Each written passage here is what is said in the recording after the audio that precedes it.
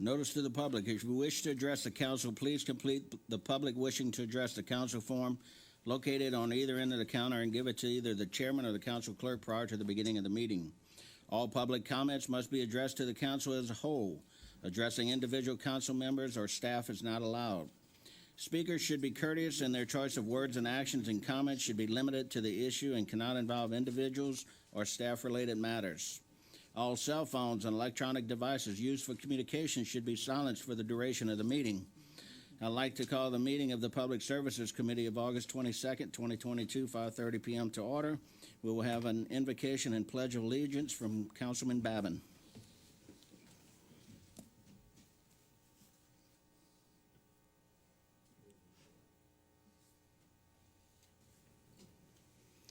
Heavenly Father, conduct business for Terrebonne Parish. Please grant us your wisdom so we can make the best decisions for this community. Also, before I end this, I'd like for us to all keep Sheriff Craig Weber from Lafourche Parish in our thoughts and prayers. He's in the hospital right now. So we ask all of this in Jesus' name. Amen. Amen. I pledge allegiance to the flag of the United States of America and to the republic for which it stands, one nation, under God, indivisible, with liberty and justice for all. Mr. Hampton, can we have a roll call, please? Yes, sir. Mr. Navy, Mr. Harding, Mr. Michel, Mr. Amade, Here. Mrs. Domain, Mr. Babin, Mr. Dirk Guidry, Mr. Trosclair. Here. Mr. Chairman, you have a quorum present. Thank you, sir. Item 1, informational update regarding COVID-19 statistics and other public health-related issues from Dr. Eric Brooks, Region 3 Medical Director for the Office of Public Health. Dr. Brooks, welcome.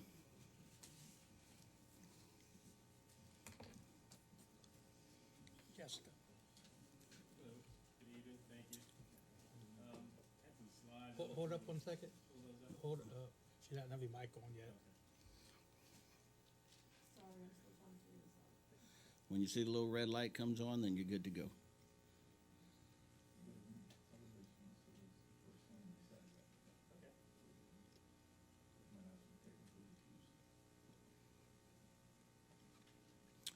Projectors out.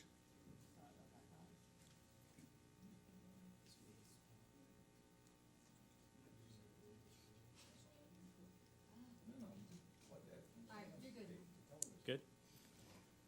Hey, good evening. Thank you. I have some slides too. If you're able to pull those up, a lot of what I have to say is visual. Oh, they're behind. Can y'all? I can see those okay? You all have copies? Okay, perfect. Good. So I'm going to go through a few things. I've got a little bit of overview on, okay, thank you. On COVID, monkeypox, wastewater monitoring, some other events we're having. This first slide shows a lot, but really basically the bottom few graphs show that the incidence of COVID in the community is, in Louisiana as a whole, is decreasing. So this current spike is kind of on the downtrend as far as reported cases, hospitalizations, etc., and deaths. Next slide just kind of gives a map overview. I've highlighted Terrebonne Parish. It's doing fairly well compared to the rest of the state as far as community levels. I'll put this next slide in here to kind of indicate, if you look at the solid yellow line and then the kind of the blue pillars. So blue pillars would be, sorry, I'm having trouble reading my own graph. Is the number of cases, the percent positive of the test that are indicated by the yellow line. Sorry, clarify that a little bit. So the yellow line is the number of tests that are being reported. All right, the blue bars are the percent of those tests that are positive. So you can see with the first few spikes, we had quite a few tests being reported. with this most recent spike, we're not getting a lot of tests, but a large percentage of those tests are positive. So our visibility of COVID in the communities is kind of decreasing with decreased testing. One solution to that is wastewater monitoring, which I've got some details we can talk about later on in the slides.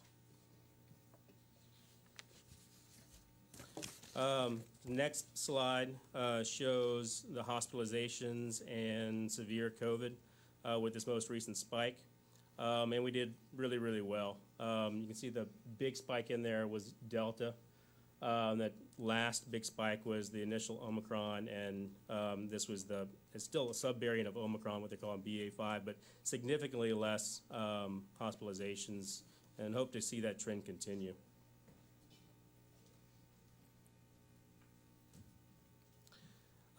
This next slide is an overview of vaccination status in Terrebonne Parish. Top line is vaccines series that have been initiated, bottom line of vaccine series that have been completed.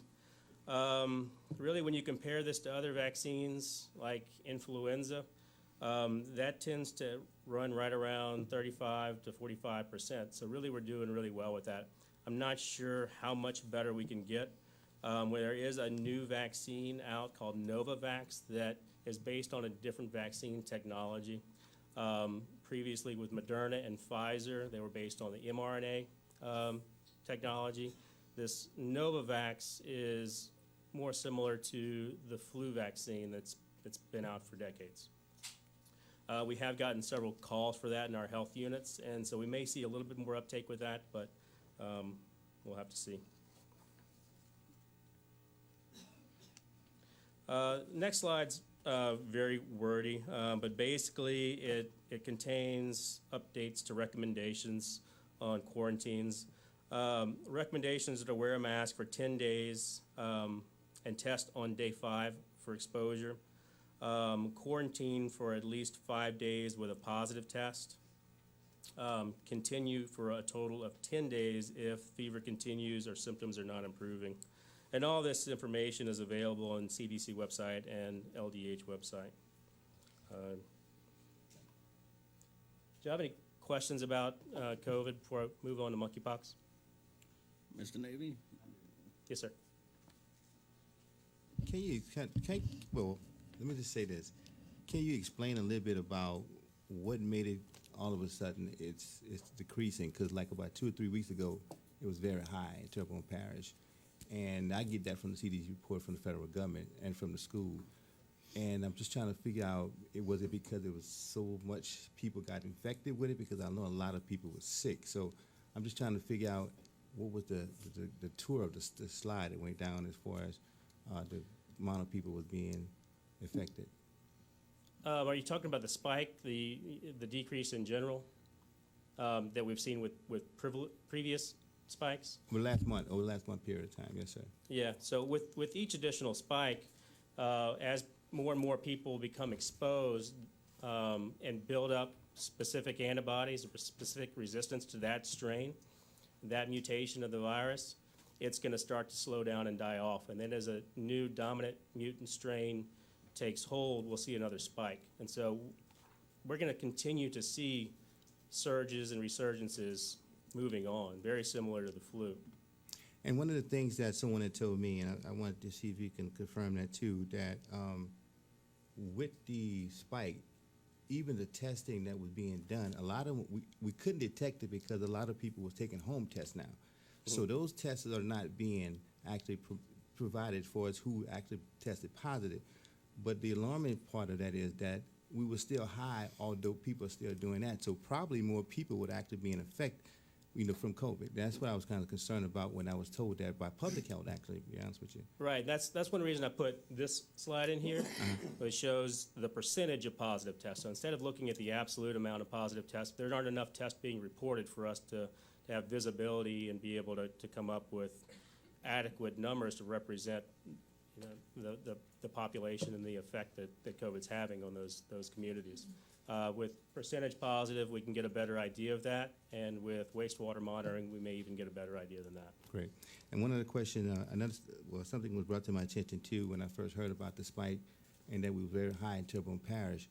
They were saying that the current, vaccine that we actually have was not effective with the new spike of the new Omicron virus. Is So that true correct? and not true. Okay.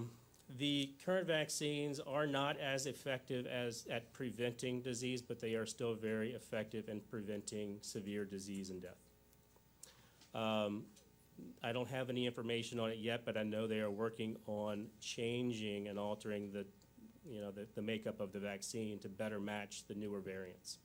Just like the flu vaccine that we get every year, it actually changes a little bit every year. It's not Right. the same vaccine every year. And so probably what will happen with COVID vaccine moving forward is it'll change just a little bit every year to adapt to the current variants, Okay, the well, dominant variants. I appreciate that. I think the public needed to know that, though, but thanks sir. for the information.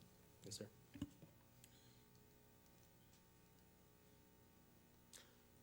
So next we can go into monkeypox a little bit. Just a little bit of background information on monkeypox. It's in the variola virus, which is the same virus family that causes smallpox. Monkeypox symptoms are similar to smallpox, but milder and very rarely fatal. To my knowledge, we haven't had any fatal cases in the U.S. Monkeypox is not related to chickenpox. A little bit of history on it. It was discovered back in the late 1950s when two small outbreaks of disease occurred in colonies of monkeys that were kept for research, hence the name monkeypox. Though monkeys were probably not the original carrier, it's suspected that small African rodents harbor the disease. So it's an endemic disease in African countries. Outbreaks will pop up in human populations and kind of go away, but it's always there because it lives in the animal kingdom. The first human case wasn't recorded until the 1970s. Since then, there's been small cases outbreak, but all of them have been linked to either travel or infected imported animals.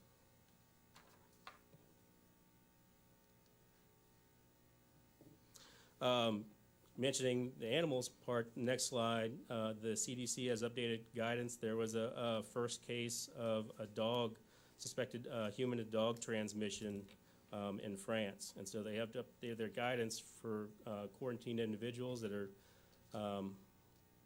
positive with monkeypox to avoid contact with domesticated animals. Have somebody else take care of those so we can, what happens is if we end up with an animal reservoir in the U.S., we could end up with the same situation as Africa where it's just endemic to the country. It's not a current threat at this point, but it's something to keep in mind. This is a current map overview as of the 18th of monkeypox. There was 14,115 cases in the U.S. This is some headlines that LDH had released kind of leading up to this. On July 7th, the first case was announced 5 days later, 2 more cases. 3 days later, 3 more cases. You can kind of see the trend start to develop.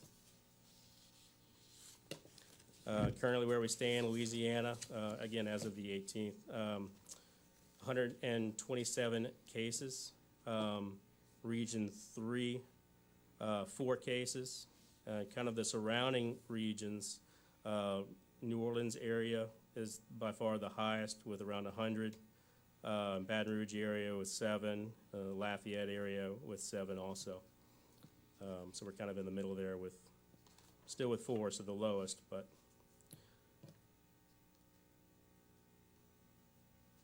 This is just a graphic kind of better representing the total cases. There's the top line, region 1, so the New Orleans region, the blue line right below it.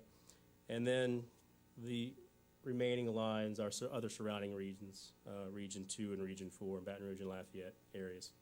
So we're still, it's really all coming out of region 1 right now. Some examples of what it looks like, and it can be pretty varied. That top line, you can't really see my pointer on the screen. The second one from the left, I mean, if you asked me on just any other regular clinic day, I'd be worried about melanoma in that almost. I mean, some of these look like like simple, what we call folliculitis. There's inflamed hair cells. Some of them look like an ant bite. I mean, it can be pretty wide and varied. And so we've been trying to get the word out to keep an eye out for atypical cases. Your classic rash is going to look like a blister, large, firm blister with maybe a little indentation or what we call an umbilication in the middle. But as you can see from the pictures, it can look like a lot of different things. And we've done a lot of work to try to get that message out that it can be very atypical. Again, it can be varied, but typically what we see is a prodrome or symptoms leading up to the rash. Symptoms are usually there for 1 to 4 days before the rash develops, and they can include anything that you would expect with like a flu-like illness. Fevers, chills, fatigue, muscle aches, headaches, all those things. But again, important to remember that there have been several reported cases that don't have these associated symptoms or don't have a prodrome. They may develop the fever and chills and things after the rashes appear, so still atypical cases, and we're trying to keep clinicians educated on that.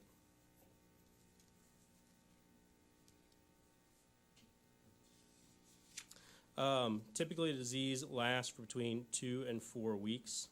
Monkeypox can be spread from the time the symptoms start until the rash is healed and all scabs are gone and a fresh layer of skin is formed. So it can be contagious for quite a while. The good news is it's not nearly as contagious as COVID. It can be spread with respiratory droplets, but it's rather large respiratory droplets and generally requires very close, prolonged, intimate contact, like kissing, snuggling, things like that. Generally, people are going to get infected when they come in contact with sores, with active sores, or with clothing or bedding or some other surface that has been in contact with those sores.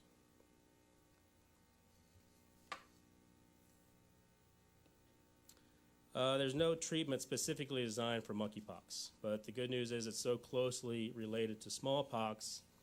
Treatments developed for smallpox are effective against monkeypox. And so that's kind of where we're tailoring our therapies and our vaccines. The vaccine that we're currently using is called Jynneos. It's different than the old smallpox vaccines. It doesn't leave a scar. It's a small intradermal injection, just a small injection under the skin. You get a repeat dose 28 days later, and 2 weeks after that, you are considered fully vaccinated.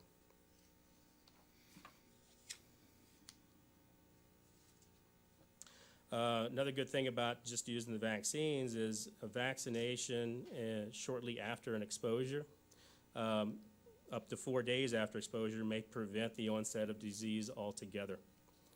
So it doesn't necessarily have to be given pre-exposure to prevent disease.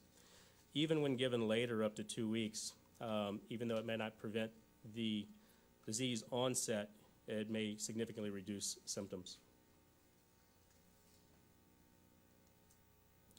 In an effort to expand our vaccine availability, the FDA looked at a study that showed that instead of using an entire vial, which was 0.5 milliliters injected subcutaneously, there was a study done that used 0.1 mils injected intradermally in the skin, which was non-inferior. And so they've recommended actually moving forward and transitioning to that dosing regimen to expand the availability. That's currently being recommended for all adults including 18 and greater than 18 years old. For children or less than 18 years old, they're still recommending the full vial, 0.5 mils subcutaneous dosing. I did include some information that we recently got regarding demographics of monkeypox cases. Generally speaking, the majority of them are male, 30 to 50. About 60% are African American, 30% white, non-Hispanic. The follow up that data, we have noted some disparity in who is actually receiving the vaccines. With this visibility, we're doing what we can to address that disparity. As you can see, the majority of vaccines they're going to mail appropriately, but a larger percent are being administered to white males versus African American males. And we can see on the previous slide, African American population has been affected 60% versus 30%.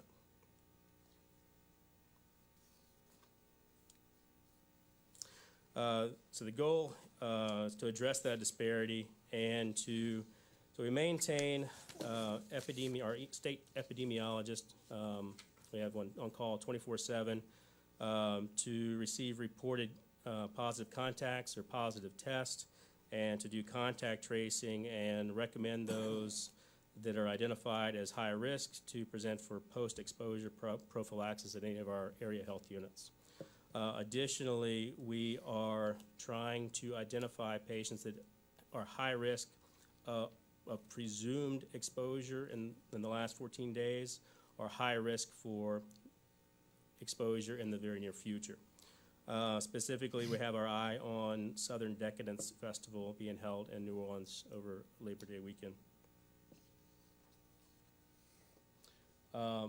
With that in mind, New Orleans area has done several vaccination events. In our region here in Houma, we're planning an event this Friday from 6 to 9 at Androgyny. Any questions regarding monkeypox before we move on to wastewater? Nope, looks like. Get the picture of everything.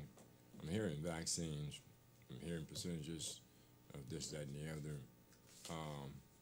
And I was only having a thought. I remember I had shingles about 10 years ago, and they had similar little bumps on it. I wasn't as severe as most people had the cases. I had the little centipede type thing. You also state monkeypox and smallpox, and you spoke of a vaccine and the similarities. Is there any association with monkeypox? Are they categorized close to it with shingles and some other little small things that they have? So shingles is actually the same virus that causes chickenpox. Okay. It's a dormant chickenpox virus that kind of comes out generally when our immune system is down, things like that. So there's no relation between the smallpox, monkeypox, and chickenpox. It's a different virus. But the similarities in the treatment of this that you can actually look at it, because it's no secret, you know what I mean, unlike COVID, you know what I mean, COVID, they can sneak up on you and people can die and stuff like that. With this, you have somewhat of a warning, but then you already have it by that time. And you're saying within 4 to 14 days that a person can get vaccinated. So the lesions that's coming from these particular sores can, and eventually the possibility is going to animals, from humans to animals.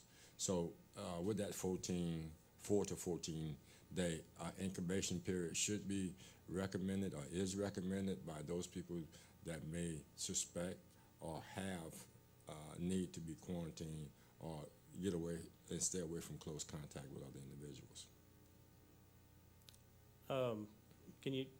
So what was your question? What I'm saying is if you say COVID, you want to isolate, let's say for instance 10 days, retest, 5 days, and then you can go from there. And if a person may have some lesions, and the lesions may go from the variations of sores that you had here. So, you know what I mean, I guess depending on the secretion and how bad that person can be, whether they can be around someone. Same way with COVID, they were washing surfaces. Is there anything they have to do with washing surfaces, whether they wash their hands, whether they should be wearing masks and things like that? Yeah, so it should be contact precautions still. That individual should be quarantining. But if there's other individuals in the house, they should separate as best as possible. They should not handle soiled linens or clothing. They should make sure that they wipe down and clean all surfaces. Any household surface cleaner like Lysol should be sufficient. Thank you. Yes, sir. And there is, too, you're speaking of kind of disease and disease severity. When you talk about shingles, it can be extremely painful. That's one of the biggest complaints reports that we've heard from people with monkeypox is it can be extremely painful. One thing that I didn't mention in here is there is also an antiviral available for severe cases. One of the main indications being severe pain.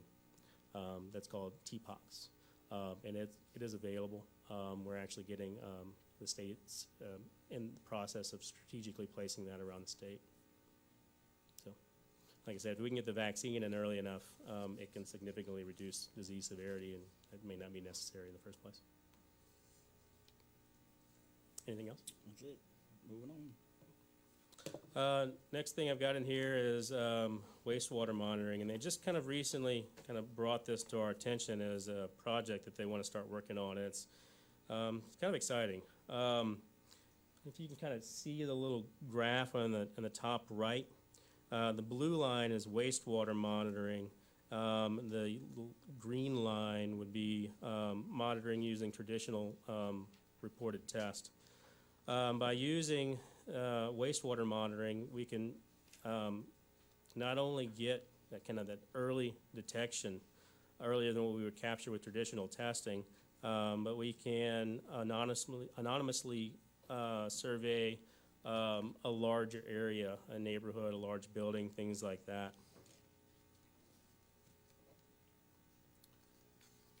Kind of just an overview of the process and the steps required. It's really kind of very simple. We need to establish sites that would be favorable for sampling. Sample those sites, bring them to the laboratory where they run their test and analytics and report them to the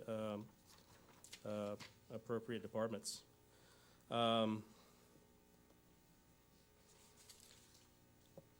Important to note that wastewater monitoring can have pretty wide-ranging implications depending on how it's used. It will not be used to determine quarantines or lockdowns of buildings or neighborhoods or towns or things like that.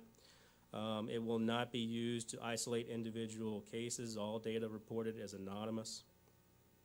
The data will be used to confirm kind of general presence or absence of a disease in an identified population, be that building, neighborhood, city, town, and support efforts to respond to that disease, so to help concentrate resources where resources are needed. This is a list of things that can be checked for in wastewater monitoring. Currently, it's funding dependent, and the only things that will be looked at are COVID-19, monkeypox, and influenza funding pending. But there's quite a few on here, and this list is bound to grow depending on the program's evolution. What's very interesting to me is they've gone beyond monitoring for viruses and diseases and used it to look at alcohol and other drugs such as amphetamines, cocaine, counterfeit medicines, opiates, things like that in other countries. Use your imagination as far as the implications for that. That's not something that's currently being talked about in the U.S., but just wanted to put it out there for your knowledge. But there's a lot of moving pieces to this, and it requires collaboration between all involved parties, even community leaders, epidemiologists, public health officials, engineers, scientists, doctors, community leaders. It's going to require a team effort. Speaking of that, we have identified several places in Terrebonne Parish that the state reached out to us to kind of make introductions, see if they would be amiable to working with this program. So we're in the process of making contact, but if needed, we may ask your help in getting this set up and getting this running. I think it would be great, especially looking at, the number of reported tests for COVID, moving into flu season, depending on what happens with monkeypox. I think it can really help kind of focus efforts and resources where they need to be focused. And finally, last slide, just a couple things that we have been working on. We wrapped up an opioid survivor event at Terrebonne General last Wednesday. I was there. I think it was a very successful event. I think there's many more events that need to take place and community organization that needs to happen to really get behind this opioid pandemic that's having a devastating effect. I mean, and before I took this role in public health, I was kind of training for public health the entire 10 years before I took this role. Anything that's a public health emergency ultimately ends up in the ER, be that mental health, be that opiates, be that STDs and pregnant moms who can't get appropriate health care, all these things. They end up in what I call a true safety net is the ER. They find their way there. And I can tell you that opiates is one of the biggest, if not the biggest issue that we have, and it's growing, unfortunately. One of our employees has sent me an article today that had some pain pills that were pressed into, looked like sweet tarts, looked like candy. They were multicolored little things. I mean, it's ridiculous. It's ridiculous, and it's really a flood out of. I hate to put the spotlight on China, but it really is. A lot of these synthetics are coming out of Asia and China, and it's going to take the community coming together and deciding that this needs to stop, because it's not just I don't know how to put it, but it's family, it's friends, it's loved ones, it's brothers, it's sisters, it's probably the most addictive substance out there, and once people get hooked on it, it takes an army to get them over it. So we're going to be working on that going forward. And the other big thing I think as a priority is mental health, especially with the recent COVID pandemic and isolation and deaths and all the effects that COVID had. I think mental health that was previously a problem is an even bigger problem now. So we're going to start concentrating on that too. So that's two main things on our radar. The other thing, Jules can speak to this, we've been working closely with the parish trying to get a new health unit constructed, and anything that we can do to help make that happen, we're more than happy to. We have a question, Ms. Domingue. Yeah, thank you for all that information. Whenever you were talking about your opioid event and some of the needs here in the parish, one need that we have that I'd like to put on your radar is Suboxone treatment for pregnant women. We can't find providers who will provide that, and so if that's something that you guys can work on, that would be very beneficial, because currently we don't have any providers who are willing or able or trained to do that, and so if you guys could work on that, that would be wonderful. I'll definitely look into it. All right, thank you. So, Dr. Brooks, going back to the wastewater monitoring, is it as simple as just drawing a sample as it's coming into the treatment facility? From what I understand, it's as simple as that. Getting a container of the wastewater and transporting it back to their testing facility that's in New Orleans to run whatever test that they need to do to monitor for COVID, monkeypox, and influenza moving forward. So just like we do with the water treatment, where we have sampling sites around, and you just go to some of these places like you have listed here and just draw a quick sample and off you go. And I think the important part that you pointed out in that is it's early prep for resources. So as you start to see that early tick happening, you can move the resources or at least warn the facilities that, hey, we're seeing an uptick in this, prepare yourselves, get ready. Mm-hmm. So I think that's, a lot of people's not gonna like the idea. They're gonna feel a bit of an invasion, but because it's done anonymously like that, it's just looking at the area, not the individual. I think it's gonna be a useful tool. Yes, sir. So I see no more questions, Dr. Brooks. Again, thank you for coming and giving us this update on the 3 different areas. And again, we look forward to continue to work with you on anything we can do. We certainly will. Thank you. Okay, item 2 is a resolution authorizing the signing of an agreement with the state of Louisiana through the Coastal Protection Restoration Authority, CPRA Board, for parish project number 18-DRA-44 Elliott Jones Pump Station, Terrebonne Parish, Consolidated Government, Terrebonne Parish, Louisiana. Move. Move Mr. Trosclair, second Mr. Dirk Gidry. All in favor?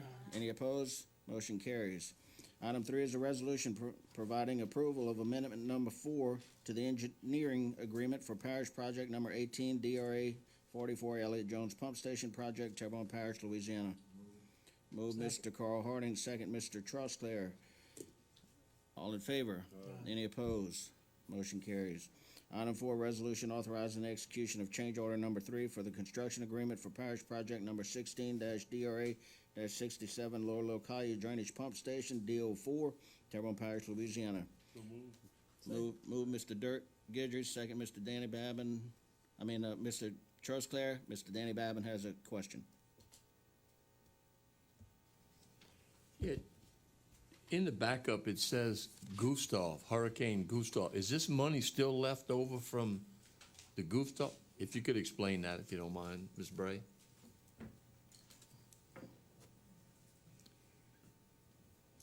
Yes, sir. Jeannie Bray, Capital Projects Administrator.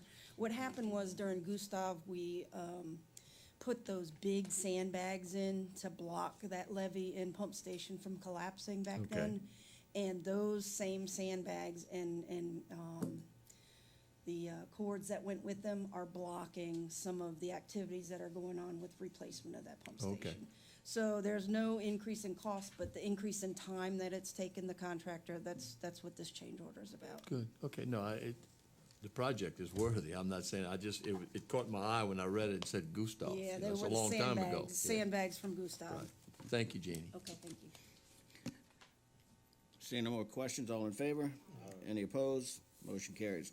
Item 5, resolution authorizing the sole source purchase of one YZNJEX model 6300GE-02-QS gas odorization system for the Utilities Gas Distribution Department. Move Mr. Dirk Gidry. Second Ms. Jessica Domingue. See no questions, all in favor? Any opposed?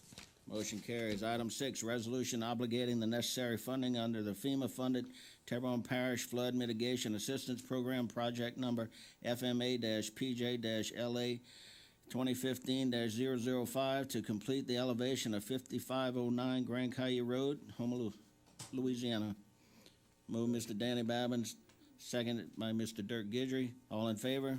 Any opposed? Motion carries. Item 7, resolution awarding and authorizing the signing of a construction contract to the firm of Louisiana, LA Contracting Enterprise, LLC, for parish project number 22-BLDG-41, Animal Shelter Storage Building, Terrebonne Parish, Louisiana, and authorizing the issuance of the notice to proceed to commence construction of said project.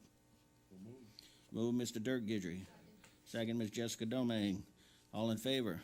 Any opposed? Motion carries. Item 8, resolution ratifying the appointment of the engineering firm Greenpoint Engineering to provide services for the ultraviolet disinfection project for the north and south wastewater treatment plants, and authorizing Parish President Gordon E. Dove to execute the appropriate engineering contract documents for this project. Move Mr. Danny Babin, second Mr. Harding. See no discussion, all in favor? Any opposed? Motion carries. Item 9, resolution ratifying the appointment of the engineering firm of David A. Waits Engineering and Surveying Incorporated to provide services for the replacements of Clinton and Johnson Bridge sewer package plants, project, and authorizing Parish President Gordon E. Dove to execute the appropriate engineering contract documents for this project. Move Mr. Dirk Gidry, second Mr. Harding. Mr. Harding. Yes, I just want to read another, the same portion. This is replacing the Clinton and the Johnson Ridge sewage packet plant project. So therefore, you've read in the backup after about 30 years of this being in service, and then the small investment that you have this change. Kudos to the people. Actually, something is coming out there to the Johnson Ridge area and Clinton. So I appreciate the administration for exploiting this. Thank you, Mr. Harding. See no more questions. All in favor? Any opposed? Motion carries. Motion adjourned. Motion adjourned, Mr. Trusclair. Second, Mr. Harding. All in favor? Thank you, folks. We are adjourned.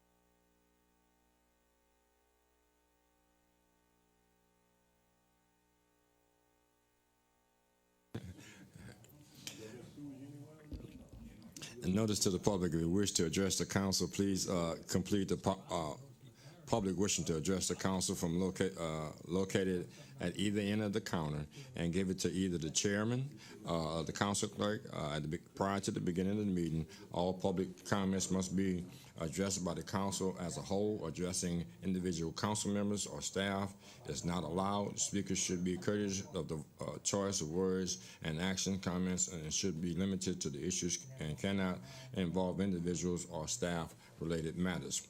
Also, all cell phone pages and electronic devices used for communication should be silenced for the duration of the meeting. The meeting will be called to order by myself with the invocation and the pledge.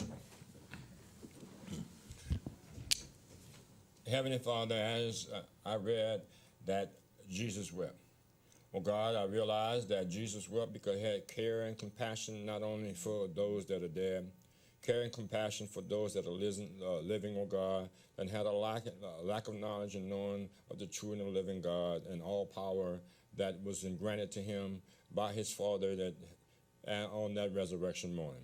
We ask that all wisdom, knowledge, and understanding go forward with us, oh God, that this night and forevermore within our governing authority, oh God, that we do things decently in order. In your darling Son, Jesus' name, amen. I pledge allegiance to the flag of the United States of America and to the republic for which it stands, one nation under God, indivisible, with liberty and justice for all. Mr. Hampton, could you give us a roll call, please? Yes, sir. Mr. Navy, Mr. Harding, Here. Mr. Michel, Mr. Amade, Mrs. Domain, Here. Mr. Babin, Mr. Dirk Gidry, Mr. Trosclair. Mr. Chairman, you have a quorum present. Thank you, sir. Item number 1, audit presentation by Bourgeois Bennett, LLC.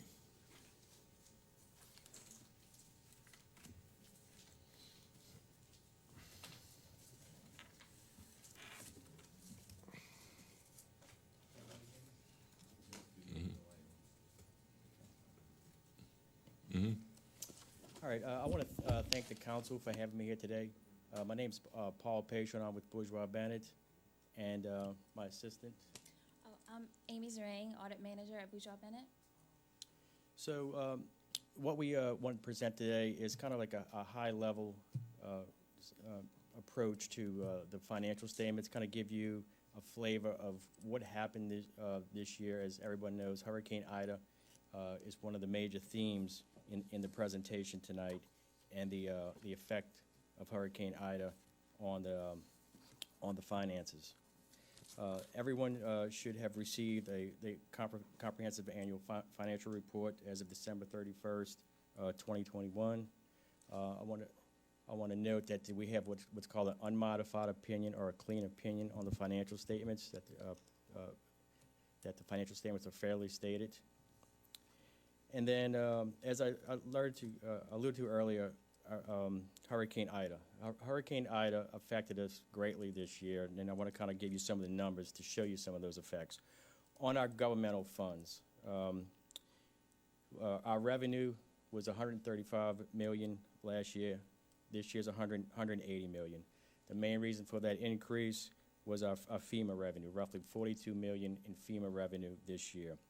We also received American Rescue Funds of roughly $17 million this year. And then on the expense side, so our revenues are up, but on the same side, our expenses are up. Our expenses were roughly $150 million last year on our governmental funds. They're at roughly $197 million. The main reason for that increase is the Ida cleanup, the debris removal, the repairs, things like that. So overall, on our governmental funds, we had about an $8.2 million loss in the current year. And that's including some of the insurance proceeds that we received, roughly about $6 million in insurance proceeds. So what I want to show you also is what's coming down the road, what's coming in 2022 to combat some of these losses and some of this Hurricane Ida effects. So speaking with Candace, and we met with Candace Malden, talked about some of the items and some of the things that are coming down the road, is the Finance Committee and her staff and the parish, they're working with consultants to get as much FEMA monies as we can. So that's one of the things that, again, as you know, with devastating effects like this, FEMA money is available. Also, we have received roughly $16 million in FEMA revenue since year-end that has come in. Their group is also working with the insurance companies to get as much insurance monies as we can on our claims. Speaking of American Rescue Funds, we received roughly $17 million in this fiscal year. We have another roughly $20 million of American Rescue Funds that are going to be coming in 2022 fiscal year. And then also the parish is working with representatives in Washington, D.C. to try to get as much federal funds as we can going forward. So those are some of the things down the road that are going to alleviate some of the effects of Hurricane Ida. As I alluded to earlier, about an $8.2 million loss.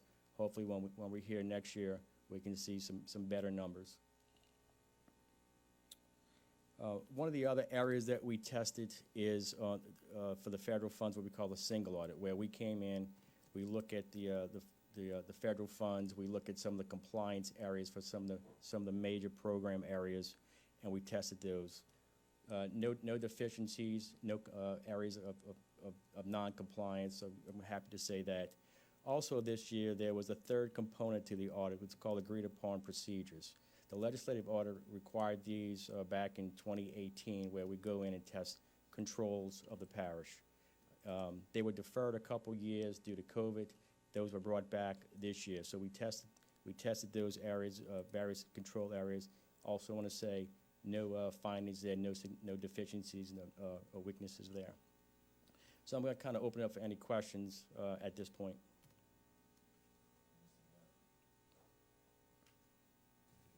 You mentioned American Recovery money, and I could be wrong on the numbers, but I thought there was like $21 million one year and $23 million the next year. You're saying 17. Can you give me the reason behind that? Or maybe Candace could. I believe, Mr. Babin, it has to do with how we recognize the revenue and the expenses. Okay. So I believe when he's saying the 17 million, that was what we recognized on our schedule of expenditures of federal awards. So the full 21 million we did receive. It's just the way the accounting recognition happens.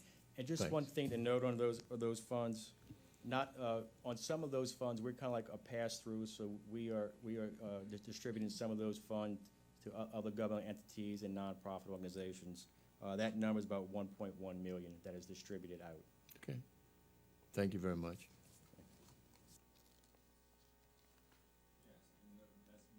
Out people like Terrebonne General, stuff like that. Okay. Correct. Correct. And we were up in a meeting, and it's still digesting a little bit. And one of the recommendations that we have, not so much for you, but then to Ms. Candace. And first of all, we won't say we're not broke. It's just the fact that, you know, I mean, the funding and how we finding the money. And one thing that I did make mention is the fact that the bird in the hand is better than two in the bush. So we're only counting money that we have, and money that is guaranteed to come in to us. And also the recommendation, because like I say, I'm still gathering in some of the information that we had in the conversation earlier. And I think some of my colleagues, they will actually look forward to some other representation or presentation coming from you and perhaps whoever that can assist you in giving us a better understanding prior to us going into the budgeting for 2023. It would it'll allow us to be more comfortable with the understanding of it, you know, and to make better decisions of where we are and where we're going. And I can appreciate that. Mr. Darren Guidry. Thank you, Mr. Chairman. This year's audit is a little weird in the fact that we're, you know, experiencing a lot of some of the expenses from the hurricane, but yet we don't recognize a lot of the income. And I even ask, you know, these guys, is there anything you can do to have a receivables? But there's nothing we can do for that money until we actually receive it. So it's hard for us to look and see, okay, we're spending this and we get this. And, you know, as somebody who's a numbers guy, it's difficult. Even if we can, you know, we can't even say, okay, this is what we're hoping to get. Right. I asked if we could put it in our budget, you know, like as far as anticipated income from this, but we can't, it's not good practices to do that as well. So it's very difficult in this particular report to really get a good indication of how the parish is doing because of the hurricane, you know. But I mean, the parish is still on solid grounds. That you know, we know that for a fact. But it's weird because we can't recognize the income until FEMA gives it to us, and they're not going to give it to us till after the fact. Right. So thank you. One thing with to add about FEMA, we accrued or we recorded a receivable of roughly 42 million of FEMA funding. We all, during the 2022 fiscal year, we received another roughly 16 million of FEMA funds. So that's an area where we were conservative, where it was a conservative accrual and estimate of what we're going to receive, just because with FEMA, those funds need to, you need to be sure you're going to get those funds before you, like you said, before you're recording it as revenue in a receivable. But again, another 16 million came in after year end. Mr. Babin. Yeah, this is the accounting end of it, which I understand, but there's also the practical or the project side of it. Mm-hmm. There's some of these things that we're not going to get all the money from FEMA, but right. Yet we still have to do the project. You're still gonna and the longer we hold some projects off, I mean, we borrowed $50 million to pay some stuff off, and I think they know where I'm going with this, but there will be projects that we're going to have to eat, so to speak, some of it right. Ourselves. Right. So again, I understand this is the accounting end of it, and that's the way you have to do it for the books. Right. And we can't spend money. We can't spend money or budget money from FEMA that we don't know we're going to get. Right, and I think that's again leads itself into the parish is working with individuals in Washington, D.C. to try right. to get as much grant money definitely. as they can for some of those projects. Sure. Thank you. Yeah, it's just like when people go into the store and say, well, look, they got a 50% off. You still need the other 50% to go and buy that 50% off. So any more questions? Well, thank y'all very much. Thank y'all. And if any questions arise after, please feel free to reach out to us. We'll if you want to, if you have any certain questions, we'll surely meet with you, conference call, anything, to try to get you the answers. Thank you very much. Thanks.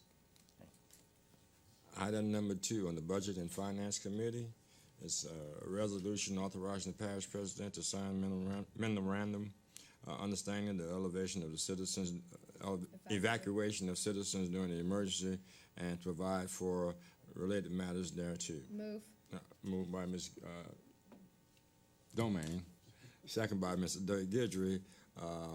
All in favor? Aye. Those opposed? No opposition? Any discussion? None? Okay, motion passes. Item number 3, resolution authorizing the following of application to Louisiana Department of Transportation and Development for a grant under any of the following: FTA program managed through Louisiana Department of Transportation and Development, 49 CFR 5311, formerly a grant for rural areas, 49 CFR 5339, grant for bus and bus facility programs. Second. Moved by Mr. Dirk Gidry, second by Ms. Domain. Any discussion? Candace, excuse me if you don't mind. Are you associated with this? So in the rural areas, I wasn't really fully understanding it. Are we as Terrebonne Parish or City of Homer are part of the rural thing? Are we establishing rural routes? I know it was consideration when we had to have a rural route to go to Fletcher, and I was trying to see if we can actually get a route to go out there to 311 to service those folk that are out there. So to classify that within the rural participation of that. And of course, we're looking at the buses and the facilities. You just recently got some buses too. Right, so this one right here, sir, we are on item number 3, correct? Yeah. Okay, this is actually for Terrebonne Council on Aging. So it would be the elderly buses. The way the program's set up, we have to approve on behalf of them to receive the funding. But I can definitely look into it and see what other options we would have for the rural 311 area. Yeah, and I knew it had an association with the Council on Aging, but then I just want to be rather clear with that. Okay. Anyone else have any discussion? So all in favor? Aye. And those opposed? Thank you.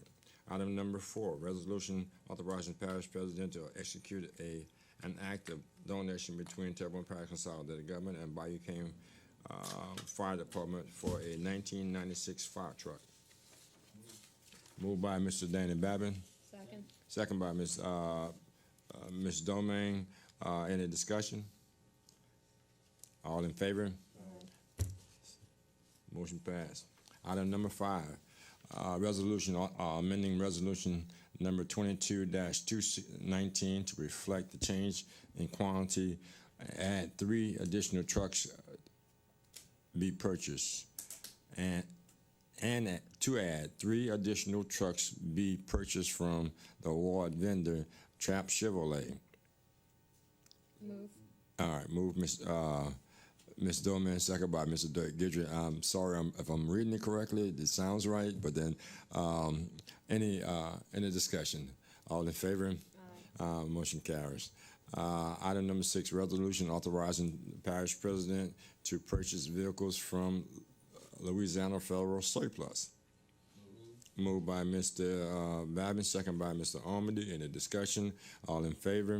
Aye. Motion passes. Item number 7, resolution authorizing the award of bid 22 ECDRA-42 purchase of 2 new unused 3/4 ton 4x4 trucks to the lowest responsive and responsible bidder upon opening of the bids. Moved by Mr. Omedy, second by Mr. Babbing. Any discussion? All in favor? Motion passed. Item number 8, resolution concurring with the parish administration to award the request for proposal number 22-VEGRS-33 vegetation roadside maintenance contract to provide vegetation roadside maintenance for the Terrebonne Parish Consolidated Government Solid Waste / Vegetation Department to Norris and Boudreaux Contractor LLC. Move. Moved by Ms. Domain. second by Mr. Dirk Gidry. Any discussion? All in favor? Those opposed? Motion passes. Item number 9, resolution concurring with the parish administration to award quotations received from Leroy's Fence Incorporated for the repairs and installation of fencing at the Levron Street Pump Station. Moved by Ms. Domingue. Second by Mr. Amadi. Any discussion? All in favor? Those opposed? Motion carried. Item number 10, resolution concurring with the parish administration to authorize the award of quotation received from Boiling Fence and Shutters Incorporated for the repairs and installation of Goes Avenue fence D20. Moved by Ms. Domingue. Second by Mr. Amadi. Any discussion? All in favor? Those opposed? Motion passes. Item number 11, introducing an ordinance to amend the 2022 adopted operation budget and 5-year capital outlay budget of the Terrebonne Parish Consolidated Government for the following items and to provide for related matters. Number 1, Office of Emergency Preparedness, $70,340. Animal Shelter, $45,000. Health Unit, Construction, $1 million. General Fund, Coroner's Office, $30,000. Housing Presentation Grant, $154,524, and call for a public hearing on said matter on Wednesday, September 14, 2022 at 6:30 p.m. Moved by Ms. Domingue. Second by Mr. Amadi. Any discussion? All in favor? Those opposed? Motion carries. Motion adjourned. Ms. Domingue, second by Mr. Amadi. All in favor? Motion passed.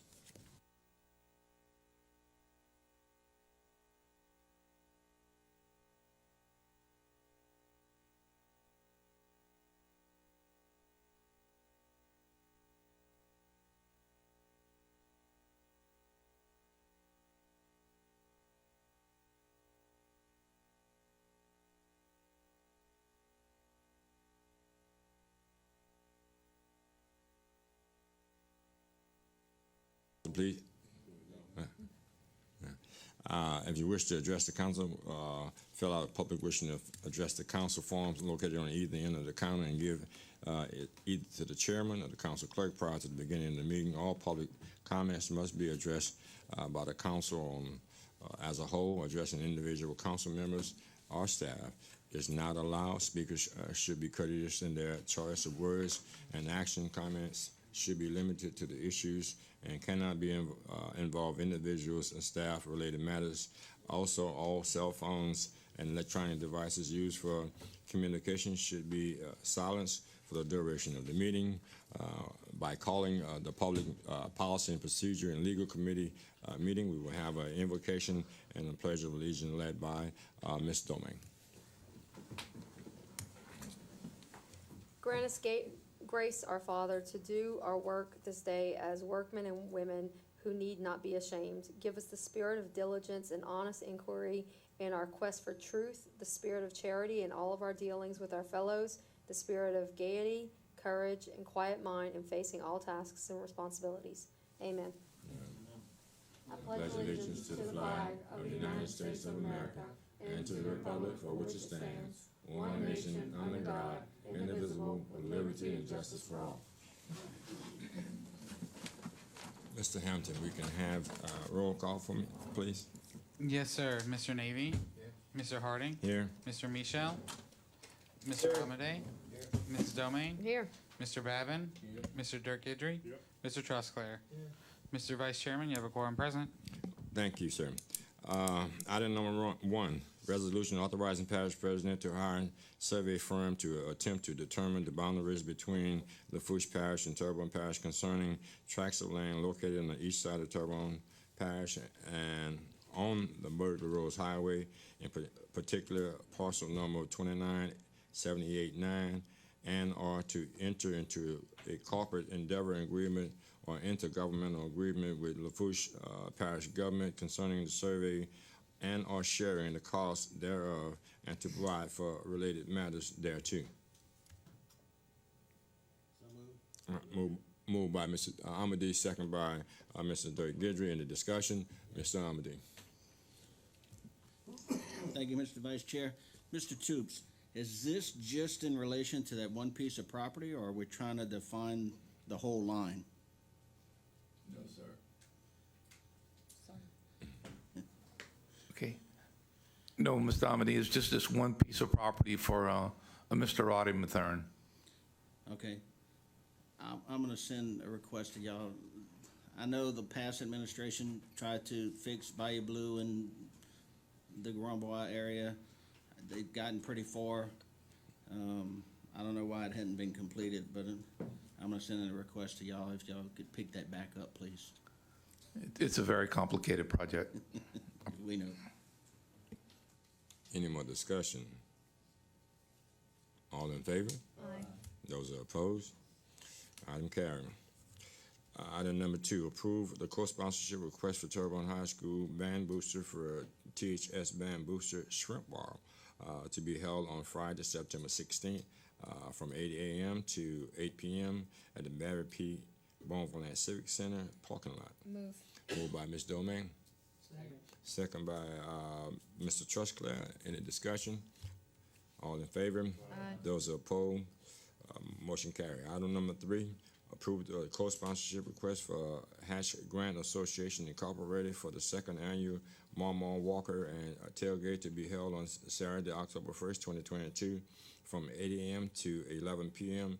at 8033 Main Street, Houma, Louisiana. Move. Moved by Ms. Doman, second by Mr. Dirk Gidry. Any discussion? Mr. Steve Trusclair. Yes, thank you, Mr. Vice Chair. Candace, when the Hatch Grant applied to do the band stage at the courthouse, did we give them a co-sponsorship on that?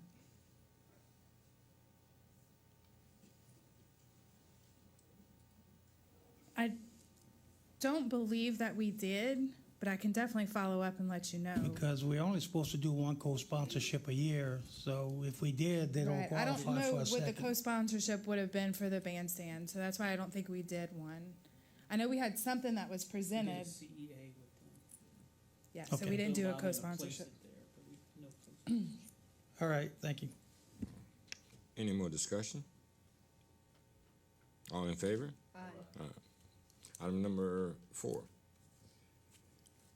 Approve the co-sponsorship for from the Knights of Columbus number 8779 for the Bayou Dularge Knights of Columbus Cajun Fair to be held on Friday, October 7th from 11 a.m. to 11:59 p.m. Saturday, October 8th from 10 a.m. to 11:59 p.m. on Sunday. P.m. October 9th from 10 a.m. to 10:59 p.m.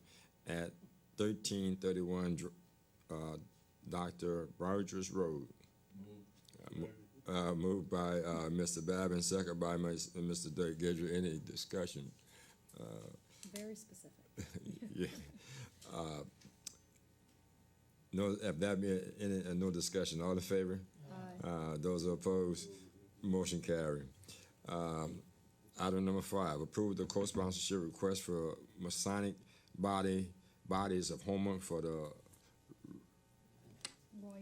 Rayatu de Cochon charity cook-off to be held on Friday, October 21st from 6 p.m. to 10 p.m.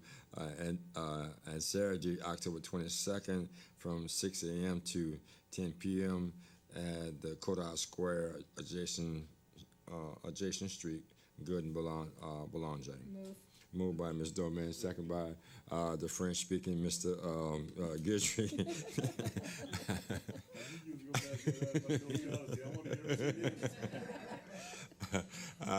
So all in favor? Aye. Those are opposed, motion carried.